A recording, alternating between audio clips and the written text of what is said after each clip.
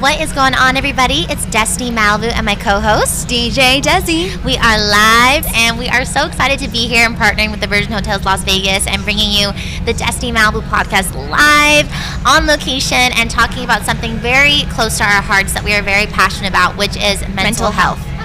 So we just talked about how to deal with the loss of a loved one, and now we are going to talk about how to maintain quality mental health during the holiday season.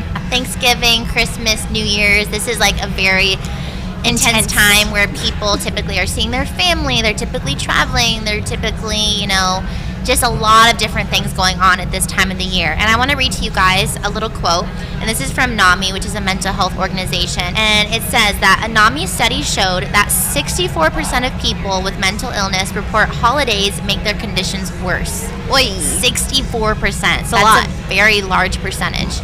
It says, for many people, the holiday season is not always the most wonderful time of the year, said NAMI Medical Director Ken Duckworth. For individuals and families coping with mental health challenges, the holiday season can be a lonely or stressful time filled with anxiety and or depression. If you're living with a mental health condition, stress can also contribute to worsening symptoms. So we really want to talk with you guys now that we're going into this holiday season. How can we help each other out, be there for each other, be there for ourselves, and really work through our emotions during the seasons, during the holiday seasons? Right. So we have some tips for you guys, and I know one thing I want to point out that's going to be weird for Desiree and I think we pretty much celebrated every single Christmas with our Grandpa Doug. So I'm sure there's going to be a lot of emotions that are going to be coming up for this holiday season, and I know that there's a lot of you that are having, different situations. Some people are far away from their family and they're going to be or are experiencing loneliness. Then you have the opposite situation where people are overwhelmed with the idea of seeing so much family, and maybe they have some complicated family dynamics, and it can create a lot of stress. So we want to talk with you guys about what we can do to cope with emotions and stressors during the holiday season. And the first thing that we want to suggest to you guys is to recognize what your needs are and be gentle with yourself. Everybody has a different situation during the holiday season, and it's important to pause and check in with yourself and ask yourself, what is the trigger points that are causing me the most stress in my life right now? Right. And, for some people, that's going to be the idea of being, like I said, lonely in the holidays.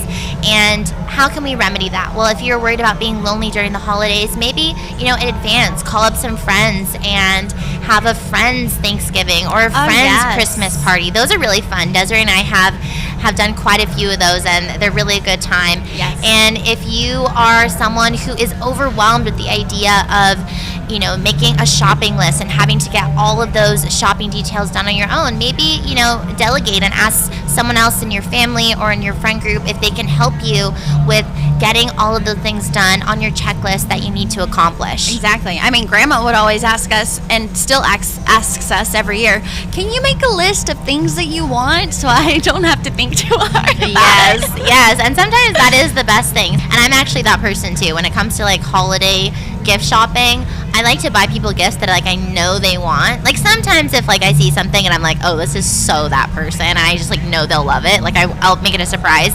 But there is something about knowing in advance what someone wants, and it also takes relief off of your head and okay, I want to make sure I get them something that they're going to like. Right. So either way can work, but it is nice to kind of just think in advance what different things you could try to help yourself through your potential needs during the holidays. Exactly, and potential stressors.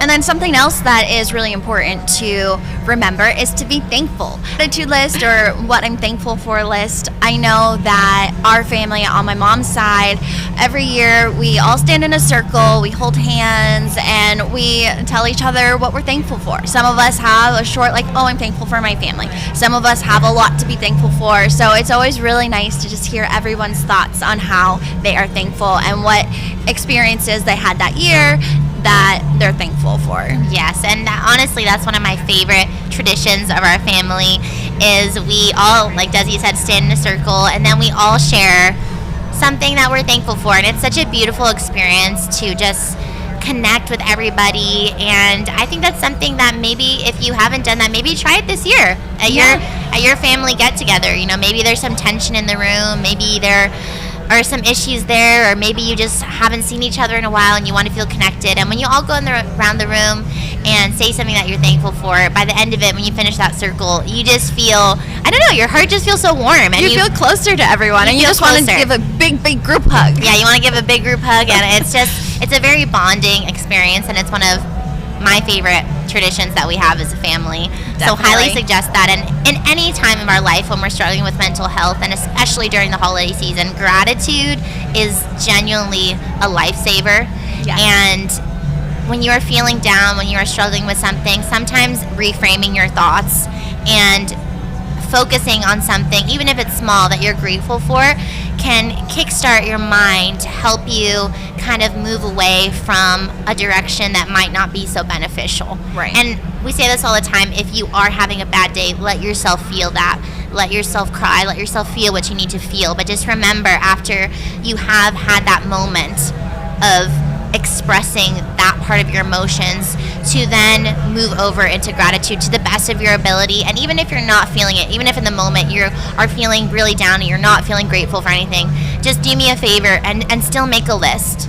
Set a boundary for yourself, right? Yes. Set a boundary for yourself and give yourself a certain amount of time to be like, okay, but then focus on something positive, whether it's you have water to drink and food to eat, or a roof over your head, or a hand to hold. Yes. Amen.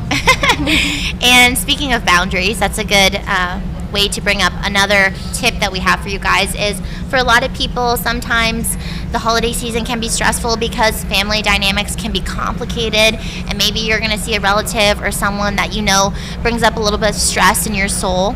And something I want to remind you guys that you can do is you can set boundaries. Even during the holiday season, boundaries are such a beautiful way to exercise self-love and compassion, and really being aware within yourself of what you can handle and cannot handle. Right. And sometimes when you're already stressed and overwhelmed, the last thing you need is to have an argument about something that happened 10 years ago. Exactly, at a family reunion. Sometimes that's not the best way to spend the holidays. Probably not ever best way to spend the holidays. But we want to remind you guys that if you are in a situation where you are feeling uncomfortable, when maybe something is being brought up that you're not really comfortable with speaking about, that you do have the power and the ability to gently and kindly say, hey, you know what, so-and-so, I love you so much, but I'd really love if during this holiday season we could talk about something else, because I don't want this to cause an issue, and I love you so much, and I just want to enjoy the evening or the night or the morning, whatever it is. And it's okay to make those little requests and say them in a kind way, and just remember that how people act is a reflection of themselves and not you. Which is going to what you expect from other people in this season. Absolutely. So, regardless of how somebody reacts or what somebody says, try to remind yourself that, you know what, it's not personal, because whatever is coming out of someone's mouth is a reflection of something that they probably need to work on. Right. So don't forget to set those boundaries with them in the most loving possible way possible. Yes. And again, like I was saying, setting your expectations, expectations from your family members, or even maybe the party that you're planning. If you have everyone over to your house for Thanksgiving or Christmas or the holidays, I feel like sometimes we put so much pressure on ourselves that it has to be perfect. Exactly. You got to have all the perfect decorations, all the perfect food.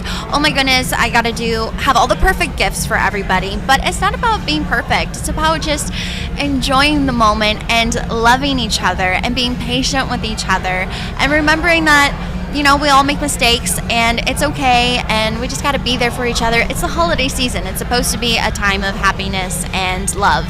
Absolutely. And as someone myself who struggles with perfectionism, I can tell you that is a recipe for disaster. Because the reality is none of us are perfect. No situation is perfect. So if you're striving for perfection, you will always be let down, because perfection doesn't exist. We are all imperfectly perfect, and it's okay to have an event or a situation go a little bit differently than you expected. And I think it's important during this season especially to be able to go with the flow and be okay when something doesn't go exactly the way you planned. Like, I know that some people, I don't know if this has happened to us, but I feel like we have definitely burned some food during the holidays. Read my mind. I was literally just going to say that. Like, even if, like, you burned the turkey, which I feel like that's happened to us probably for sure. I don't remember if it was for Thanksgiving, but I remember one time it was something going on and, like, everything went wrong. Like, the green beans burned. I think the turkey fell on the floor. Like, something crazy happened. We ended up going out for Thanksgiving dinner. Yeah, I was in Malibu. I don't remember exactly, but I'm pretty sure it was during the holiday season. And you know what?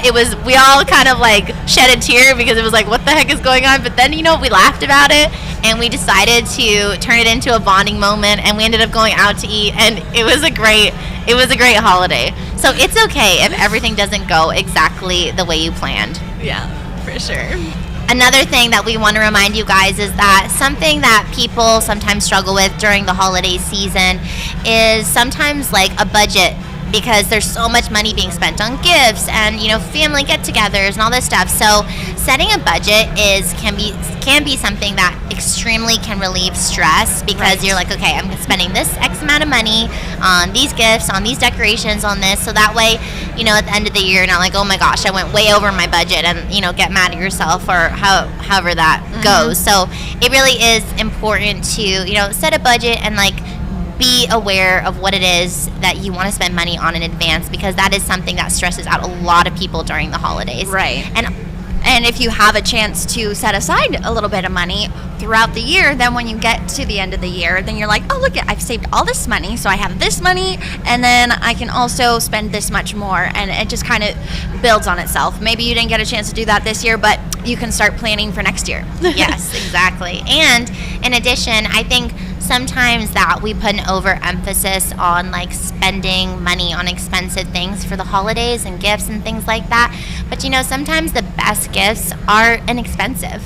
It's like quality time. Quality time, you know, just some gifts that I love to give are like photographs. And I actually love to receive that gift also more than a lot of things, because it's a memory. It's something special, something handwritten.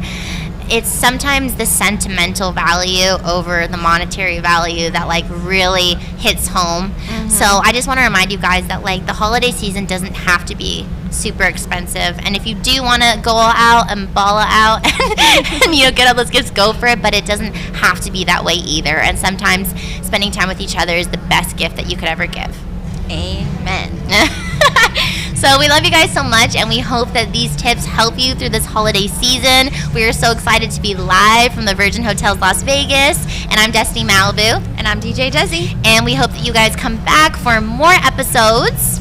If you have any questions, you can go to AskDestinyMalibu.com, and you can submit your questions for some upcoming podcasts that we're going to have, and we'll go ahead and address some of those questions on those future episodes. Yes, and we have been getting a lot of questions in there, so we will be addressing those very soon. I'm excited to do that. So we love you guys so much, and we will see you on the next episode. Love ya. Happy holidays.